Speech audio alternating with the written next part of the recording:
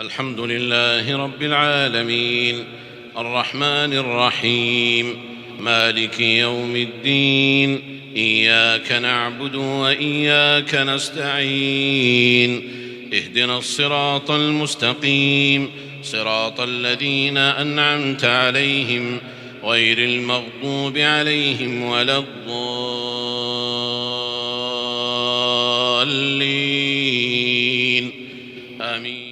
سبح اسم ربك الأعلى الذي خلق فسوى والذي قدر فهدى والذي أخرج المرعى فجعله غثاء أحوى سنقرئك فلا تنسى إلا ما شاء الله إنه يعلم الجهر وما يخفى ونيسرك لليسرى فذكر إن نفعت الذكرى سيذكر من يخشى ويتجنبها الأشقى الذي يصلى النار الكبرى ثم لا يموت فيها ولا يحيا قد أفلح من تزكى وذكر اسم ربه فصلى بل تؤثرون الحياة الدنيا والآخرة خير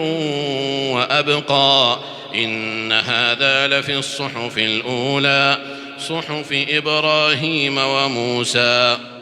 الحمد لله رب العالمين الرحمن الرحيم مالك يوم الدين إياك نعبد وإياك نستعين اهدنا الصراط المستقيم صراط الذين أنعمت عليهم غير المغضوب عليهم ولا الضالين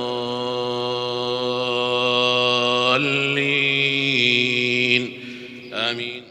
هل أتاك حديث الغاشية وجوه يومئذ خاشعة عاملة ناصبة تصلى نارا حامية تسقى من عين آنية ليس لهم طعام إلا من ضريع لا يسمن ولا يغني من جوع وجوه يومئذ ناعمة لسعيها راضية في جنة عالية لا تسمع فيها لاغية فيها عين جارية فيها سرر مرفوعة وأكواب